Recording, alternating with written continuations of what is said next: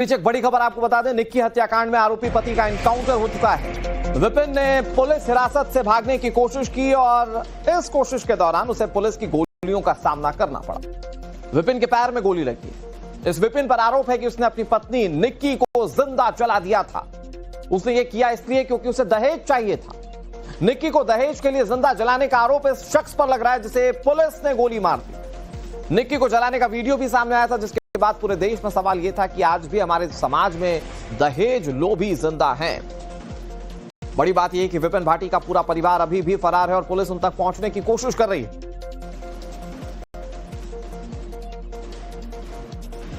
Greater Noida के सिरसा गांव में निक्की नाम की एक विवाहित महिला को उसके पति और उसके ससुराल वाले मिलकर उसे जिंदा जला देते हैं। जो मामला है उसके पीछे की वजह बताई गई कि दहेज की वजह से लगातार टॉर्चर किया जा रहा था और उसके बाद उसे मारा पीटा गया और अंत में उसे जिंदा आग के हवाले कर दिया गया। ये शिकायत फिर उसकी बड़ी बहन कंचन ने दी पुलिस को। पुलिस ने उसके पति विपिन भाटी को गिरफ्तार किया और उसके बाद विपिन भाटी को लेकर के पुलिस अपने साथ जा रही थी ज्वलनशील पदार्थ की इकट्ठा करने के लिए, उसकी बरामदगी को लेकर के। उसी दौरान अचानक से विपिन भाटी जो पति था वह यहां से पुलिस की गिरफ्त से भागने लगा और एक पुलिसकर्मी के हथियार भी उसने छीने और पुलिस के ऊपर फायरिंग की, जिसके बाद पुलिस ने आत्मरक्षा के लिए जवाबी कार्रवाई में उसके ऊपर गोली चलाई जो विपिन भाटी के पैर में लगी। इस वक्त मैं जहां मौजूद हूं यही वो ग्राउंड है। इसी जगह पर पुलिस ने उसके पैर पर गोली मारी, उसका हाफ एनकाउंटर किया और उसके बाद फिर पुलिस विपिन भाटी को यहां से अपने साथ लेकर के निजी अस्पताल में भर्ती कराई है, जहां उसका इलाज चल रहा है। तो तस्वीरें मैं आपको दिखा रहा हूं कि देखिए यही वो ग्राउंड है जहां पर पुलिस को उसके ऊपर गोली चलानी पड़ी है। और ये जो दूसरी तरफ का जो हिस्सा दिखा रही है सड़क, यही दरअसल ये सड़क है। इसी सड़क से विपिन भाटी को लेकर के पुलिस जा रही थी जो ज्वलनशील पदार्थ से जिसे उसने निक्की को जलाया था उसे वो बरामद करने के लिए। लेकिन इस दौरान जो वाक्य जिस तरीके से पूरा बदला और अचानक से गिरफ्त से विपिन भाटी भागने लगा तो कहीं ना कहीं पुलिस को आत्मरक्षा में उसके ऊपर गोली चलानी पड़ी है। तो एनकाउंटर साइट्स की तस्वीर आप देख रहे थे। हमारे सहयोगी प्रेरित की रिपोर्ट आपने देखी। हमारे सहयोगी अभिषेक राज निक्की के घर पर मौजूद है। अभिषेक, का ये खबर जब पता चली निक्की के घर वालों को कि आरोपी विपिन ये बात कह रहा है कि उसने नहीं मारा और उसके बाद उसने पुलिस कस्टडी से भागने की कोशिश की, उसका एनकाउंटर हुआ, फिर उसके बाद वहां पर क्या रिएक्शन और कैसी कानूनी कार्रवाई की मांग परिवार की ओर से की जा रही है? देखिए, बिल्कुल परिवार के साथ साथ पूरा गांव और समाज यहां पर एकजुट है। निक्की के घर पे हम मौजूद हैं और तमाम लोग जो है वो यहां पर आए हुए हैं परिवार से मिलने के लिए, उनका ढांढस बनाने के लिए। लेकिन जिस तरीके से ये घटना हुई है वो बेहद शर्मनाक है, डराने वाली है और चौंकाने वाली है। तमाम लोग ही हम बात करेंगे। जो घटना हुई है, हाफ इनकाउंटर भी हुआ है, आप लोग संतुष्ट हैं पुलिस की कार्रवाई से और क्या चाहते हैं? बिल्कुल संतुष्ट नहीं है इससे। ये गलत। आप क्या चाहते हैं आप लोग आगे? भाई चाहते हैं, अभी तो उसके भाई रह रहा है, उसकी मदर रह रही है। भाई वो थोड़ी है, अपराधी तो घर के भी है ना, उसकी मदर भी साथ है, उसका भाई भी साथ है, उसके बाद मतलब पूरा परिवार साथ है ना। चलो एक लड़का पकड़ गया, पेश हो गया, उससे कोई संतुष्ट थोड़ी है, तो उसकी मदर सब पूरा परिवार साथ है ना। सजा मिले पूरे परिवार को, मिले एक आदमी को नहीं। पूरे परिवार की सजा की बात कर रहे हैं, आप लोग क्या सोचते हैं? मेरा मानना यह है इसमें प्रशासन को जो है पूरे परिवार जो दोषी है उसका, और सबसे मुख्य कारण यह है कि उसकी माँ उस समय मौके पर मौजूद थी। उसकी माँ को भी बुलाकर प्रशासन को उस पर कार्रवाई करनी चाहिए, परिवार के साथ कार्रवाई होनी चाहिए। जब तक उस पर कार्रवाई नहीं होगी ऐसे लोगों का हौसला और बढ़ता रहेगा। ऐसे ही निर्दोष बहन बेटियों का जो है इस तरह से हत्या होती रहेगी। इस पर रोक लगाने के लिए कठोर से कठोर कार्रवाई इनके ऊपर होनी चाहिए। कठोर से कठोर कार्रवाई होनी चाहिए। ये परिवार के, गांव के आसपास के जो लोग मिलने आए हैं ये वो सारी बातें कह रहे हैं। क्या सोचते हैं आप लोग? हाफ इनकाउंटर किया गया, पैर में गोली लगी है, वो कह रहा है कि उसने कुछ नहीं किया, अपने आप जल गया। ऐसे आप बताइए, एक अपराध भी किया, ऊपर से इस तरीके से बातें भी कर रहा है। देखो, कोई भी अपराधी होता है वो तो ये बोलता कि मैं तो बेगुनाह हूँ, लेकिन हम जो इंसाफ चाहते हैं कि सारे लोगों पे कार्रवाई होनी चाहिए और एक जो कानूनी कार्रवाई तरीके से जिसमें ना कोई भेदभाव हो वो होना चाहिए। बस मांग करेंगे आप लोग कि बाकी जो परिवार के बच्चे लोग हैं उन पे भी कार्रवाई हो? हाँ, सारे सबूतों के साथ उनके ऊपर कार्रवाई होनी चाहिए। जिनके भी वीडियो वगैरह सारी उस पर डली हुई है सोशल मीडिया पे, उसको देखते हुए सारी कार्रवाई उन पे होनी चाहिए। देखिए, मांग कर रहे कार्रवाई होनी चाहिए और ये वाजिब बात है, क्योंकि आप देखिए जब वो वीडियो पूरा बनाया गया था उस वक्त परिवार के अंदर जो सास थी निक्की की वो मौजूद थी, उसका जेठ मौजूद था, इसके अलावा ससुर की बात की जा रही है, तो तमाम जो लोग मौजूद थे उन पे भी कार्रवाई होनी चाहिए। क्या सोचते हैं आप लोग? अब हाफ इनकाउंटर हुआ है और क्या क्या कार्रवाई होनी चाहिए इसके ऊपर? ये जो घटना है ये एक तरह से जघन्य अपराध है, जिसको कि पूरे परिवार मिलकर के एक लड़की को जो इस तरह से हत्या कर दी गई है। क्या समाज में बिल्कुल शर्म नहीं रही? बिल्कुल, बहुत ही पीड़ा है। जो बेटी हमारी, जो दूसरी बेटी है बड़ी, जो उसकी मदद कर रही है, उसे बचाने की कोशिश कर रही है, उसको भी थप्पड़ वप्पड़ मारे हैं, उसके साथ भी मारपीट करी है, उससे फोन छीना गया कि कभी कोई ये वीडियो वगैरह बना ले। और ये जो समाज है, हमारा जो समाज है, हमारा क्या पूरी 36 बिरादरी का जो समाज है, इतना जाहिर बात है कि अब तक कोई कार्रवाई से असंतोष जरूर है, लेकिन कड़ी कार्रवाई की मांग भी लगातार जारी है। शुक्रिया अभिषेक आपका हमारे साथ जुड़ने के लिए और जानकारी देने के लिए। खबरों में आगे बढ़ते हुए बात गुजरात की करते हैं। यहां मौसम का सितम जारी है। गुजरात के पोरबंदर में भीषण बाढ़ और बाढ़ की चपेट में कई गांव, घुटनों तक पानी भरा हुआ है, जिसके चलते लोगों को काफी ज्यादा परेशानियां हो रही हैं। स्थिति यह है कि एक गांव की कनेक्टिविटी दूसरे गांव से टूट चुकी। इस वक्त हम मौजूद हैं माधोपुर में। माधोपुर के बताए जा रहे हैं कई गांव जो हैं उनकी एक दूसरे से कनेक्टिविटी देखिए कैसे जरा टूटी हुई है, ये हम समझाने की कोशिश करते हैं। दरअसल पोरबंदर से थोड़ा आगे बढ़ेंगे सोमनाथ की तरफ तो माधोपुर जो है वो आता है। माधोपुर का इलाका ये देखिए, ये सिंगल लेन की सड़क है और आपको पूरा पानी भरा हुआ नजर आएगा और भीतर गांव है, गांव में भी पानी है।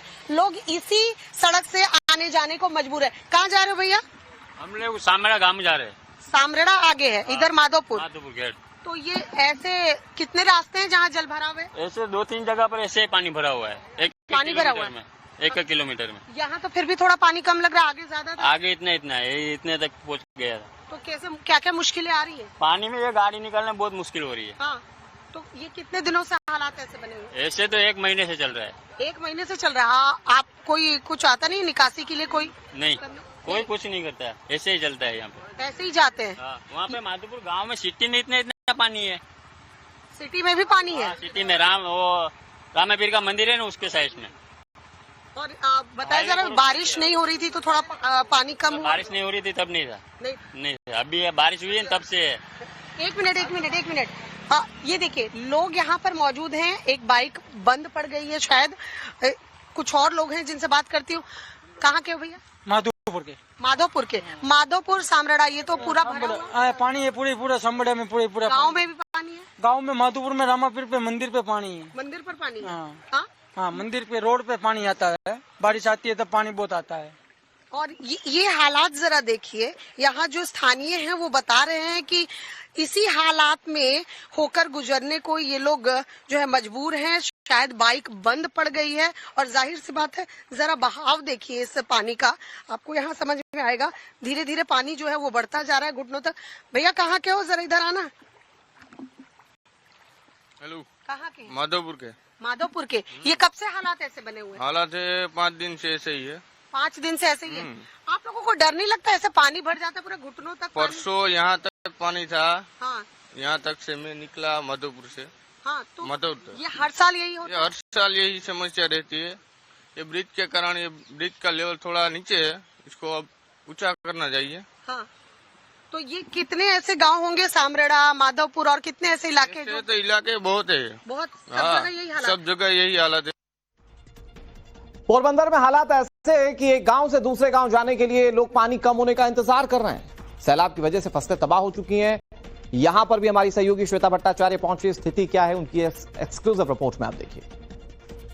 यहाँ थोड़ा सा आपको सूखा नजर आएगा, लेकिन कहूंगी विजय को थोड़ा जल्दी आए और ये तस्वीर जरा दिखाएं। ये देखिए, इसको कहते हैं सैलाब का आना, इसको कहते हैं दरिया बहना। ये फ्लो देखिए पानी का, और इसी पानी से होके लोग अभी गुजर रहे थे। हमने वो तस्वीरें भी कैमरे में कैद की है कि कैसे लोग जो हैं वो पानी से होकर इस साइड, यानी जिनको माधोपुर की तरफ आना है वो इस साइड आ रहे थे, और वहां पर लोग अभी इंतजार कर रहे हैं, देख रहे हैं कि थोड़ा सा लेवल कम हो। अब देखिए मैं आगे बढ़ रही हूँ जैसे जैसे, क्योंकि सड़क में हो सकता है कहीं गड्ढा भी हो, कहीं हालात ऐसे भी हो कि पैर फिसल जाए, क्योंकि फ्लो ज्यादा है। अब कोशिश यही है कि आगे अगर मैं पार कर पाऊं, लेकिन देखिए डर लग रहा है ये, क्योंकि फ्लो बहुत ज्यादा है। दूसरी तरफ देखिए पानी जो है वो खेतों में भर रहा है, और ये पूरे जो खेत हैं वो पूरी तरह से जलमग्न है। ये फसलें बर्बाद हो चुकी हैं और तबाही की ये तस्वीर आप इस वक्त माधोपुर से देख रहे हैं, जो पोरबंदर से आगे आने पर आता है।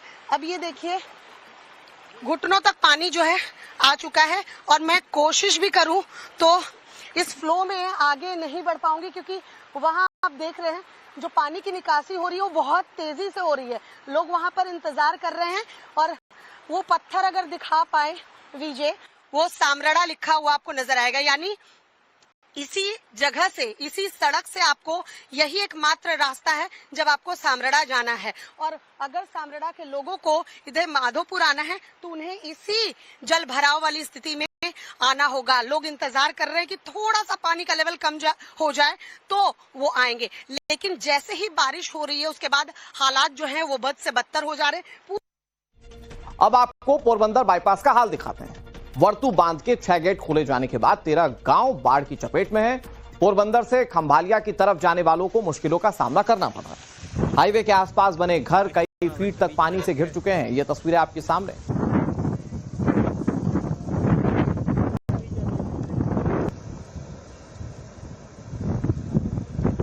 लगातार हो रही बारिश ने गुजरात में हालात बद से बदतर कर दिए हैं। गुजरात के अलग अलग इलाकों में जाकर हम आपको लगातार तस्वीरें दिखा रहे हैं और तस्वीरें बता रही हैं कि इस वक्त गुजरात में स्थिति जो है वो सुधरती नजर नहीं आ रही है।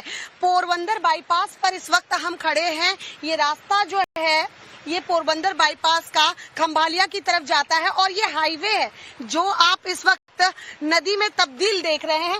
आपको गाड़ी आती हुई नजर आएगी, पहिए बिल्कुल डूब चुके हैं और इस हाईवे से होकर लोग गुजर रहे हैं। ये हालत तब है जब बताया ये जा रहा है कि भारी बारिश के बाद वर्तू डैम के गेट खोले गए हैं।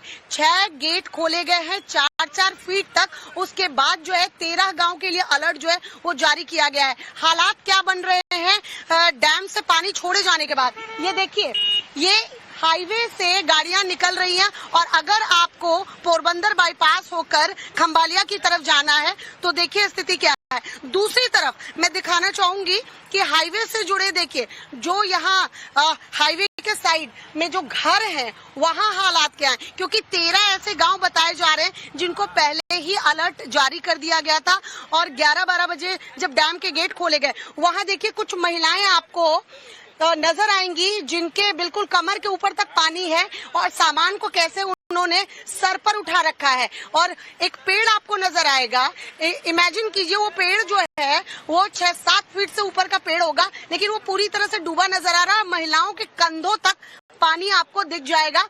दरअसल उनको इसी सड़क से होकर अपने घर की तरफ जाना है और ऐसे में वो रिस्क उठा रही हैं कि इसी पानी से होकर उन्हें गुजरना पड़ रहा है।